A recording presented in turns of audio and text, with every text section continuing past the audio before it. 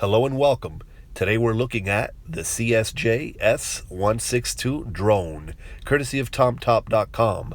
Check out their site for more cool quadcopters just like this one. Now, this foldable GPS drone has a 2K camera that takes pictures in 4K.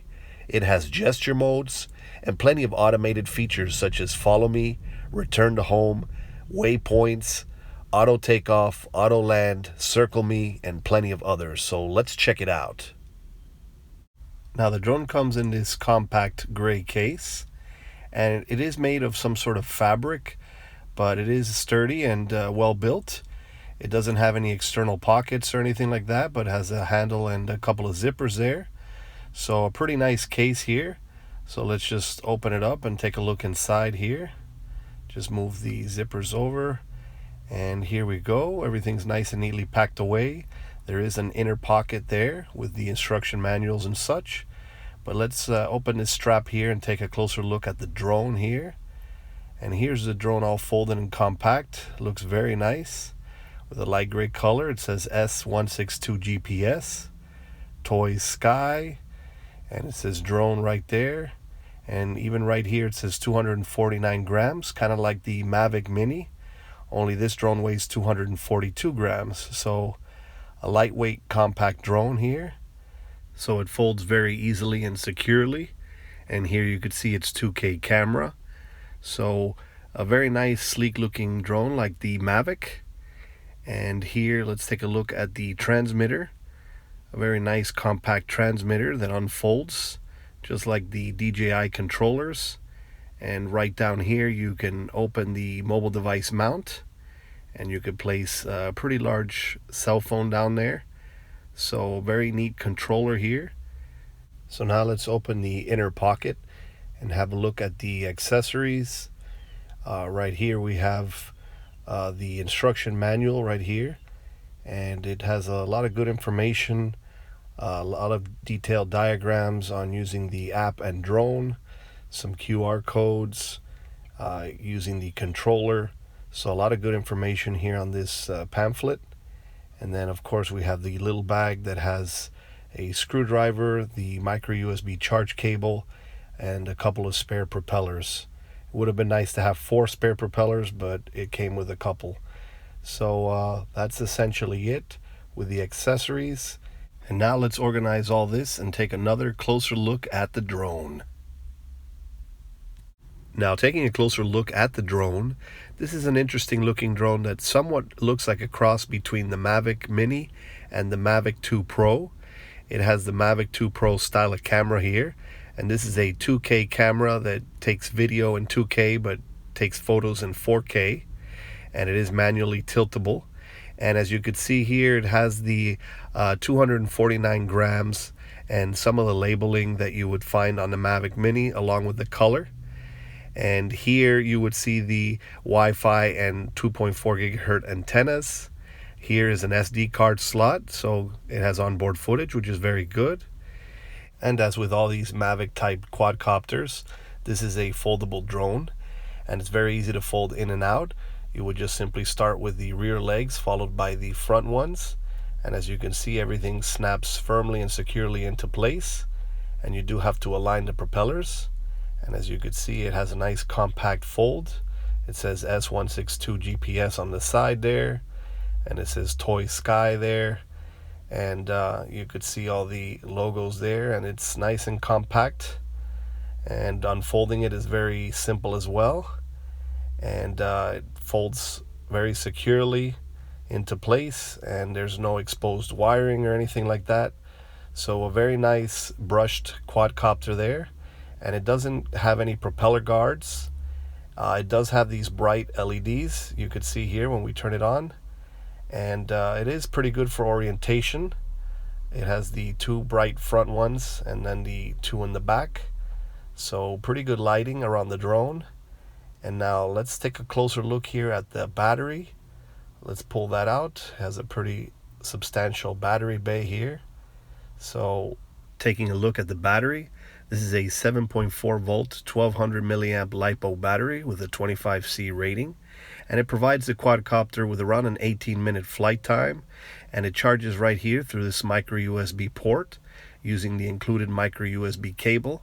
And so you would simply plug it in right here and then plug in the USB part into an adapter or an outlet, etc. And it takes about 2.5 hours to fully charge, and you just simply slide it into the quadcopter right here nice and easily. And so overall, a straightforward, easy to use, and well constructed drone. And now let's take a closer look at its transmitter. Now, taking a closer look at the controller, this is a very comfortable and compact DJI-like transmitter, and it is powered by 4 AAA batteries, as you can see here. 4 AAA batteries located here in the back, and they are held in place with this lid and screw. And so now, turning it around and looking at the front of the unit, let's go over the controls a bit. We have the left throttle stick here, followed by the right rudder stick. And then we have our on-off switch and our LED display right here on the top. And then we have our headless mode button right here, and our return to home button right up here. And then we have our auto takeoff and land buttons right here. And then we have our emergency shut off button right here in the upper right corner. And then we have our GPS compass calibration button here on the left corner. And now looking at the top of the device, we have our photo and video buttons right here. So you would press this one to take video and this one to take a picture. And then we have our rates of speed button, where we have 3 rates of speed. And then we have our circular orbit button right over here. And so those are essentially the controls. And then down below here we have our mobile device mount. So you would simply pull that out and you could put your cell phone in there. And it is very spacious, but not quite enough for a tablet. And it has these fold out antennas that are just for looks. They're not real antennas. And so a pretty nice transmitter here that provides the quadcopter with around a 600-meter range of control. So now let's take a closer look at setting this up for a first-time flight and its app. Now, setting up for a first-time flight is very straightforward. Once you have a fully charged battery inserted into the drone along with an SD card, and have inserted fresh batteries into the transmitter and have mounted a mobile device, you would proceed to activate the drone by keeping its on-off button at the top pressed until you see the lights start to blink. At this point, you want to turn on the transmitter through its on-off switch, and it should automatically bind to the drone out of the factory. No need to move the left stick up and down. And now at this point, you want to perform a couple of calibrations, starting with the gyro calibrations. And you would do that by moving both sticks down and to the right. And you should see the lights briefly blink. Make sure that's done on a flat, level surface at the ground level while the drone's not moving. Next, you want to perform the GPS compass calibration by pushing the upper left button and keeping it pressed. And you should see the lights start to blink in that pattern. And so you'll need to rotate the drone clockwise on its flat horizontal axis for about 3 or 4 spins until you hear a beep. And then at that point, you would face the drone upwards and rotate it another 3 or 4 times clockwise until you hear another beep. And then at that point, you will be fully calibrated, or the compass will be calibrated. And then you can now connect to the drone's Wi-Fi to use the app. So let's go ahead and do that right now. Now, once in your mobile device's Wi-Fi settings, you want to look for an entry that says Wi-Fi 5G 4K GPS 520 and a serial number. And once you find that entry, you want to connect to it. And initially, there is no default Wi-Fi password or anything like that. So once you connect to that, you'd want to go ahead and launch this app right here, which is JY Drone. And it's a free download in either the iOS or Android app stores. And so once you download that, you'd go ahead and launch it, and you'll be greeted with this screen right here. And there is some help on the left, but you really want to hit the start right here in the center. So you'd go ahead and hit start, and right away you should get a live feed with the drone. And as you can see, it's a pretty clear and latency-free transmission. It's very smooth, and the image quality is very good due to the 5G Wi-Fi. And the FPV range on this is around 300 meters. So a pretty good FPV range.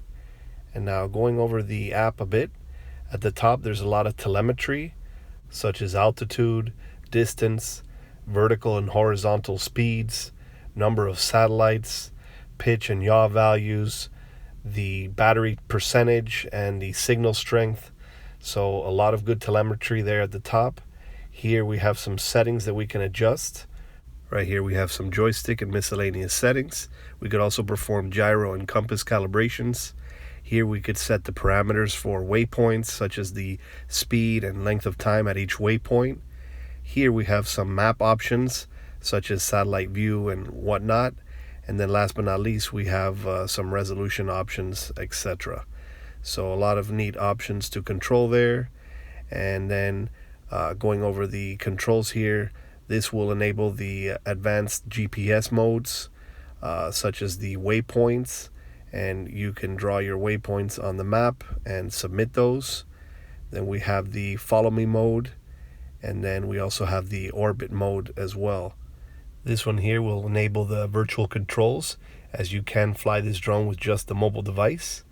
And then you have your auto land and auto takeoff buttons right here, denoted with these icons. Then you have your FPV mode right here, where you could split the screen and view it in VR goggles.